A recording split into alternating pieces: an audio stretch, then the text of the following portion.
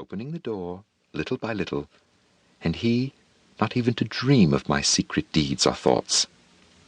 I fairly chuckled at the idea, and perhaps he heard me, for he moved on the bed suddenly as if startled.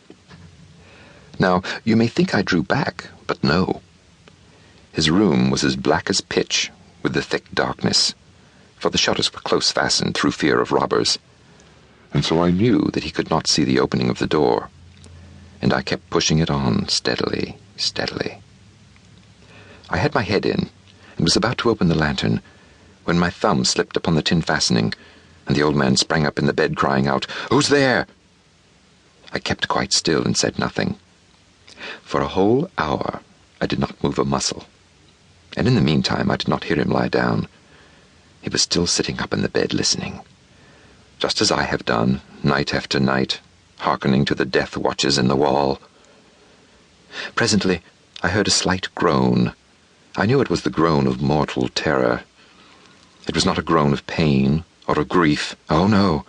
It was the low, stifled sound that arises from the bottom of the soul when overcharged with awe. I knew the sound well. Many a night, just at midnight when all the world slept, it has welled up from my own bosom, deepening with its dreadful echo the terrors that distracted me. I say I knew it well. I knew what the old man felt, and pitied him, although I chuckled at heart.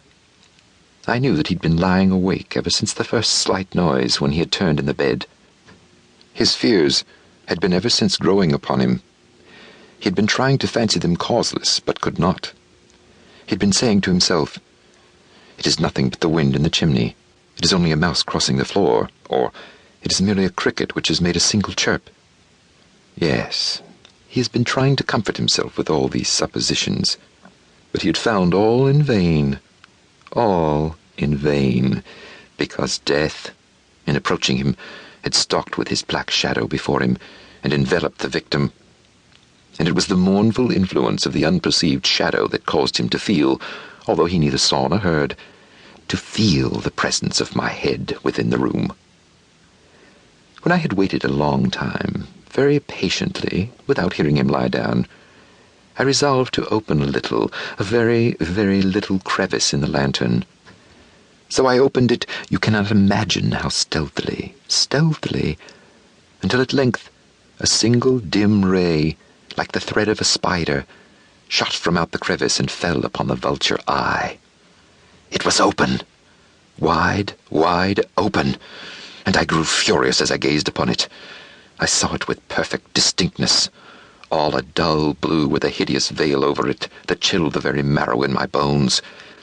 But I could see nothing else of the old man's face or person, for I had directed the ray as if by instinct, precisely upon the damned spot. And now, have I not told you that what you mistake for madness is but over-acuteness of the senses?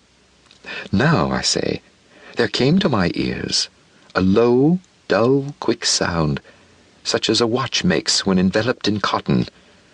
I knew that sound well, too.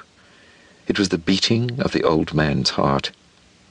It increased my fury as the beating of a drum stimulates the soldier into courage.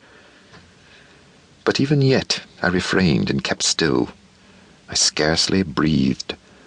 I held the lantern motionless. I tried how steadily I could maintain the ray upon the eye.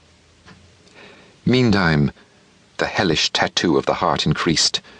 It grew quicker and quicker and louder at every instant. The old man's terror must have been extreme. It grew louder, I say louder, every moment. Do you mark me well? I've told you that I am nervous, so I am. And now at the dead hour of the night, amid the dreadful silence of that old house, so strange a noise as this excited me to uncontrollable terror. Yet, for some minutes longer, I refrained and stood still. But the beating grew louder. I thought the heart must burst. And now a new anxiety seized me.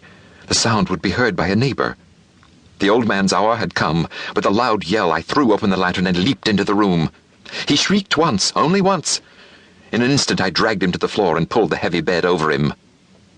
I then smiled gaily to find the deed so far done. But for many minutes the heart beat on with a muffled sound. This, however, did not vex me. It would not be heard.